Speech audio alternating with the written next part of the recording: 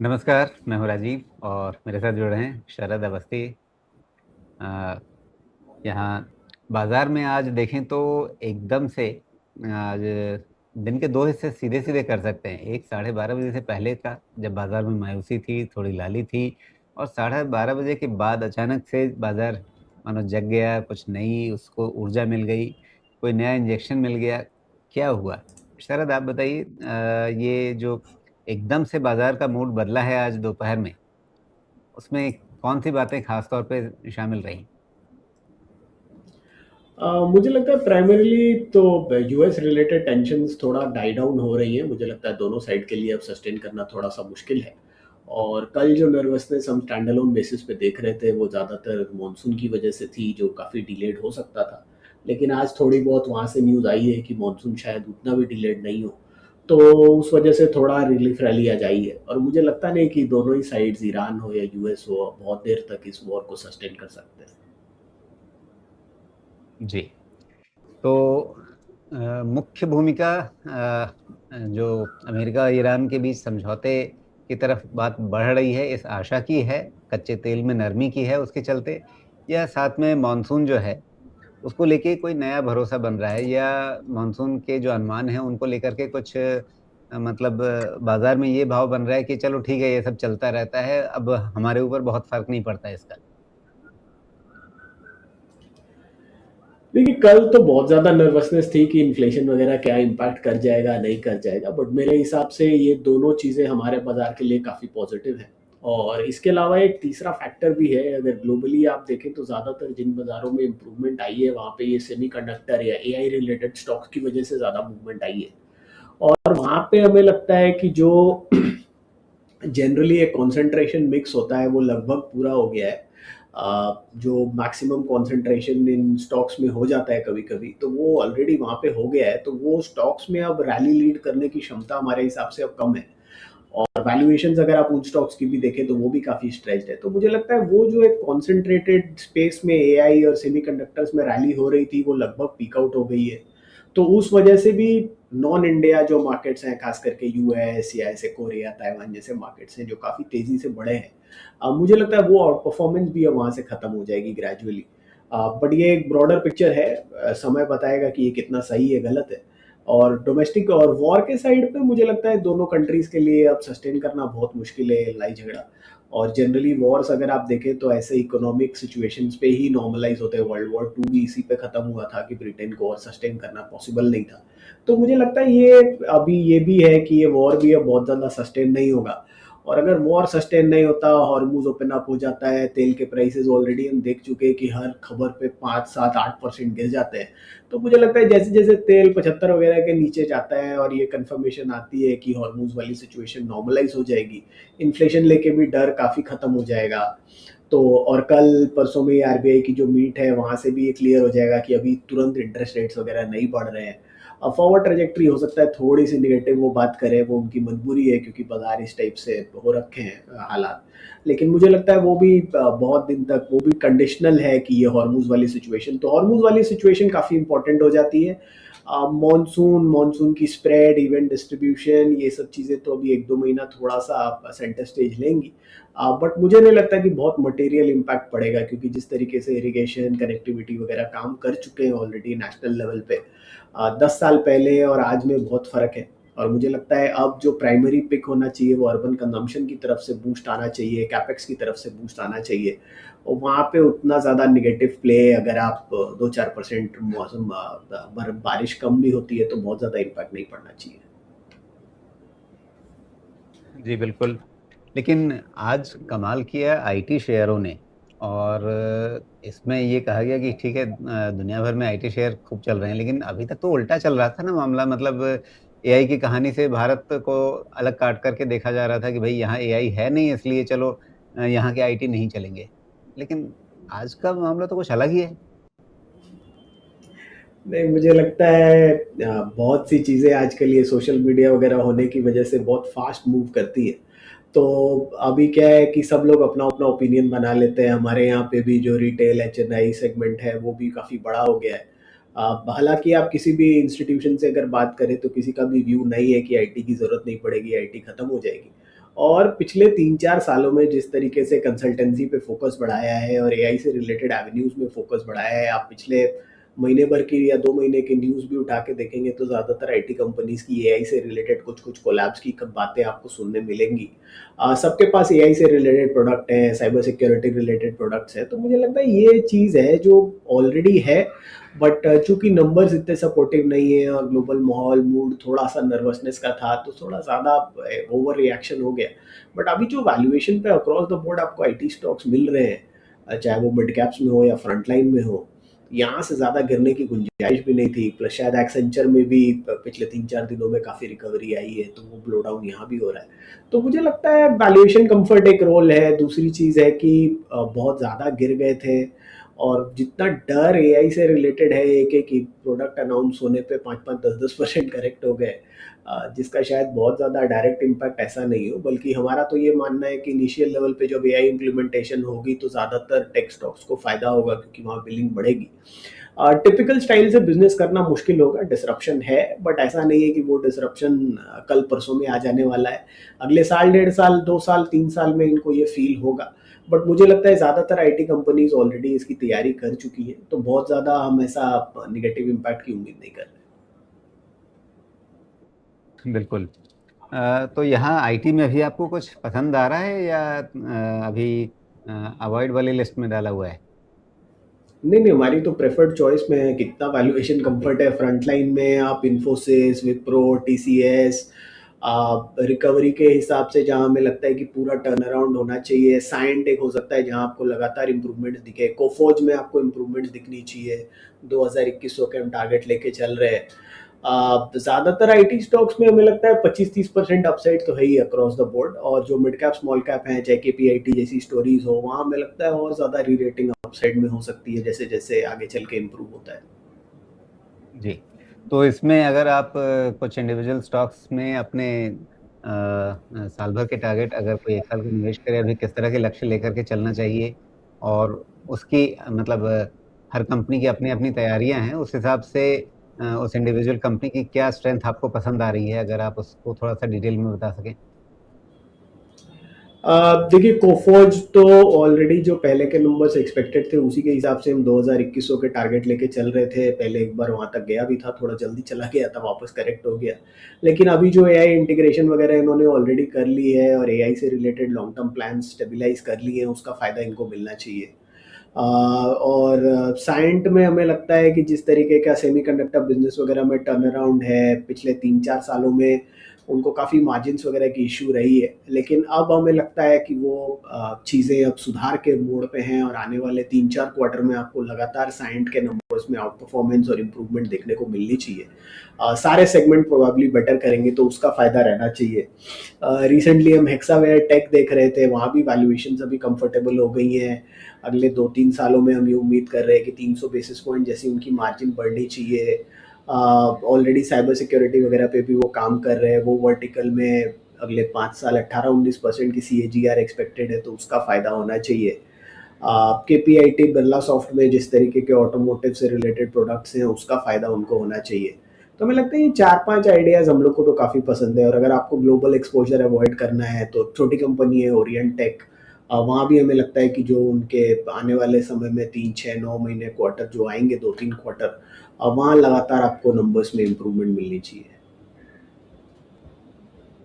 बिल्कुल, तो ये हो गई आईटी सेक्टर की बातें, और आज बैंकिंग ने भी नीचे से काफ़ी अच्छी रिकवरी दी है। अच्छा, उससे पहले एक आईटी में ही एक सवाल है, हमारे दर्शक हैं, ये मुस्कान भट्ट का सवाल है।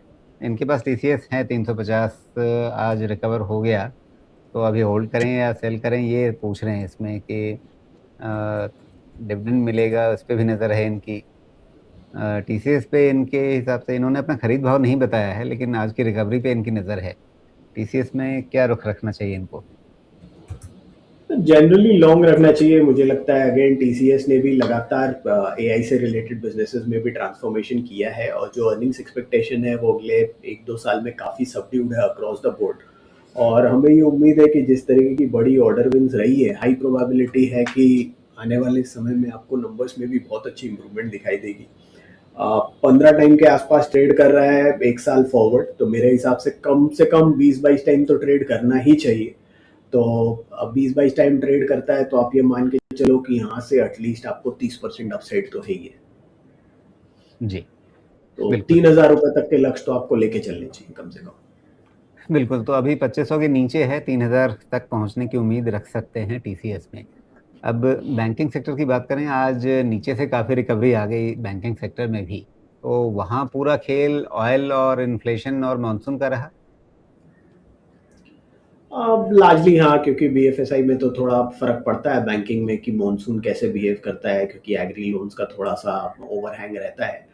उतना प्राइवेट सेक्टर बैंक्स में तो नहीं रहेगा, लेकिन मुझे मेरे हिसाब से जो एमएसएमई माइक्रो फाइनेंस में हम एक रिकवरी देख रहे थे, वो स्टॉल होने की एक बहुत बड़ी रिस्क आ जाती है अगर रूरल इंडिया या सेमी अर्बन इंडिया जो हम कहते हैं वो स्लो डाउन में आता है। तो मुझे लगता है वो एक चैलेंज हो सकता है।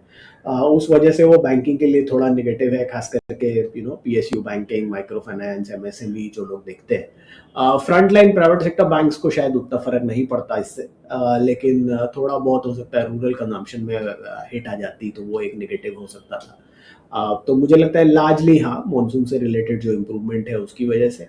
और जनरली भी अगर आप देखें तो मेरे हिसाब से एचडीएफसी बैंक तो काफ़ी डिप्रेस्ड वैल्यूएशन पे है, वहाँ हम बहुत बुलिश हैं और हम 1100 1150 तक के लक्ष्य लेके चल रहे हैं। एक्सिस भी मेरे हिसाब से वैल्यूएशन वाइज महंगा नहीं है। कोटक में ये जो न्यू जेंजी फोकस है वो कैसे प्ले आउट होता है अगले साल, अगले 2-3 क्वार्टर्स में हम देखना चाहेंगे, बट हमारा मानना है कि वहाँ भी इंप्रूवमेंट्स काफ़ी रैपिड देखनी चाहिए।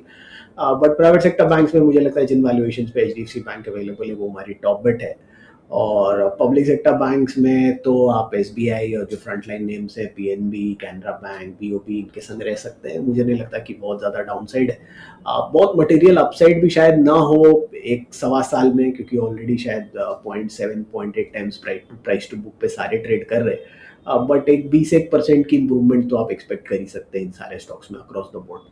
बट एचडीएफसी बैंक में हम काफ़ी बुलिश हैं, और थोड़ा अगर लंबा लंबा नजरिया है तो मुझे लगता है जिस तरीके से एसबीआई रिवैम्प कर रहे हैं पूरा प्रोसेस को और अग्रेसिव हो रहे हैं और मोनेटाइजेशन का भी एक एंगल प्ले आउट होना चाहिए, तो एसबीआई बढ़िया बेट होनी चाहिए। जी, तो यहाँ खास तौर पे आपको प्राइवेट सेक्टर बैंक्स ज़्यादा पसंद हैं। एचडीएफसी बैंक के लिए आपने अपने लक्ष्य बताए, लेकिन एक्सिस बैंक और ये कोटक में किस तरह के लक्ष्य लेकर चल रहे हैं आप साल भर के लिए? एक्सिस देखिए वैल्यूएशन वाइज तो सस्ता है, लेकिन जनरली सस्ता रहा है, तो मुझे लगता है कुछ इश्यूज रहे हैं कभी कभी बीच बीच में कॉर्पोरेट गवर्नेंस वगैरह के।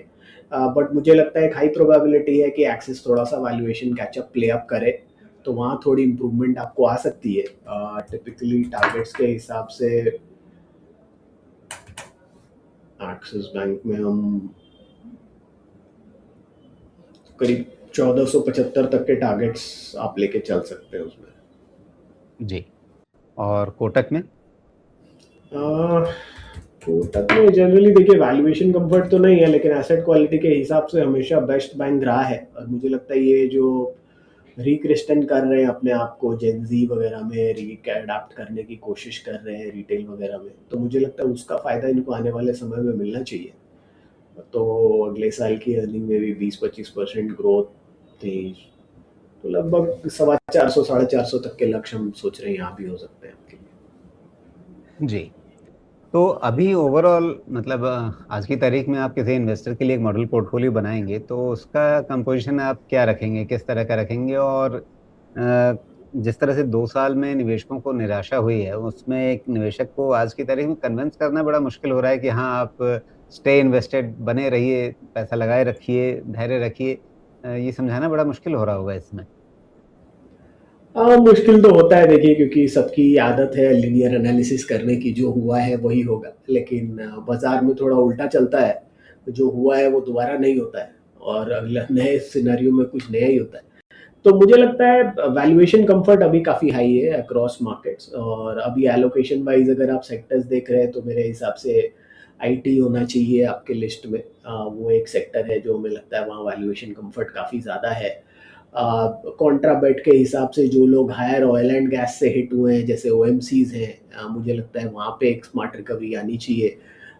एक थोड़ा कॉन्ट्रा डाइवर्सिफाइड प्ले उसी सेगमेंट से कनेक्ट होता हुआ रिलायंस हो सकता है, वहाँ वैल्यूएशन कंफर्ट काफ़ी हाई है। तो मेरे हिसाब से आईटी, थोड़ा बहुत ऑयल एंड गैस, खास करके ओएमसीज, ये बढ़िया कॉन्ट्रा बेट्स हैं जिन पे आप पोजीशन बिल्ड कर सकते हैं। और इसके अलावा मेरे हिसाब से बॉटम अप अप्रोच में थोड़ा बहुत जो डिफेंस वाले नाम हैं वो भी काफ़ी अट्रैक्टिव लग रहे हैं वैल्यूएशंस पे। लॉन्ग टर्म ट्रजेक्टरी काफ़ी स्ट्रांग रहनी चाहिए, तो हैल हो गया, बीईएमएल हो गया छोटी कंपनी में, मैसगांव, अगर ये बड़ा वाला ऑर्डर कन्वर्ट होता है तो ऑलरेडी उनकी ऑर्डर बुक लगभग शायद 2-3 गुना हो जाती है यहाँ से, ऑल टाइम हाई से भी करीब 30-40 हज़ार करोड़ ज़्यादा। तो मुझे लगता है ये कुछ स्टोरीज है। Defence, insurance as a sector हमें लगता है कि पूरा का पूरा काफ़ी अंडरवैल्यूड है, अभी वहाँ पे एक स्कोप बन सकता है। तो थोड़ा बैंकिंग, इंश्योरेंस, आईटी और डिफेंस, ये सब सेगमेंट मिला के आप एक पोर्टफोलियो बिल्ड करते हैं तो मुझे लगता है काफ़ी डिसेंट रहना चाहिए। और लास्ट 1-2 साल जैसे गए उसके हिसाब से ये एज्यूम करना कि अगले 1-2 साल वैसे जाएंगे, तो यूजुअली बाजार उल्टा ही चलता है। तो मेरे हिसाब से वो व्यू लेके नहीं चलना चाहिए, बट वैल्यूएशन कंफर्ट अभी काफ़ी अच्छा है। जी। अभी आपने शुरुआती चर्चा में एक बात कही कि विदेशी बाज़ारों में ख़ास करके जो एआई वाली कहानी चल रही है, वो कहीं न कहीं अब ऐसे जगह पे पहुँच रहे हैं जहाँ से शायद अब और ज़्यादा रिटर्न बना पाना मुश्किल होगा। क्या पीक आउट होता हुआ दिख रहा है वो सेगमेंट आपको? जी बिल्कुल, मेरा यही मानना है, क्योंकि हमने पिछले 4-5 साइकिल्स में जब इस टाइप के कॉन्सन्ट्रेटेड बेट्स ऊपर गए तो हमने उनको एनालाइज़ किया, देखा, तो वहाँ पे आपको जनरली दिखाई देगा कि वो एक 40-45% के आसपास आते-आते पीक आउट हो जाते हैं। तो अभी ये कॉन्सन्ट्रेशन जो है टॉप 4-5 स्टॉक की यूएस में भी अगर आप देखें तो वहाँ पे वो concentration already 40-45% of market cap पे आ गई है। तो मुझे लगता है अब यहाँ से उसमें ज़्यादा इम्प्रूवमेंट होने की गुंजाइश नहीं है। हो सकता है एक लास्ट लेग में 5-10% और आपको अपसाइड मिल जाए, बट अब कंपैरेटिवली यहाँ पे करेक्शन की गुंजाइश ज़्यादा है रादर देन अप्रिसिएशन की। में जो निवेशक अभी वैश्विक बाज़ारों पे थोड़ा फ़ोकस कर रहे थे या ईटीएफ के माध्यम से जा रहे थे, आजकल तो बहुत सारे ब्रोकर आपको ये सुविधा देने लगे हैं, आप दे रहे हैं या नहीं मुझे नहीं मालूम, कि आप सीधे विदेशी शेयर भी खरीद सकते हैं या फ्रैक्शनल इन्वेस्टिंग शुरू हो गई है। तो क्या जिनका भी एक्सपोज़र उस तरह का है, क्या उनके लिए टेबल से पैसा हटाने का समय है उस सेगमेंट में से? जी, मेरे हिसाब से तो है, लेकिन जिस टाइप की रैली आई है, शायद जो इन्वेस्टर्स ने पार्टिसिपेट किया होगा वो ऑलरेडी काफ़ी लेट ही पार्टिसिपेट किया होगा। अब उनको कितना पैसा बन रहा है वो उनको डिसाइड करना है। और मेन चीज़ है कि थोड़ा प्रीएम्प्ट करके वो निकल पाएँगे, नहीं निकल पाएँगे, क्योंकि जब मोमेंटम स्ट्रॉन्ग होता है तो किसी भी स्टोरी में से बाहर निकलना इन्वेस्टर्स के लिए काफ़ी मुश्किल होता है।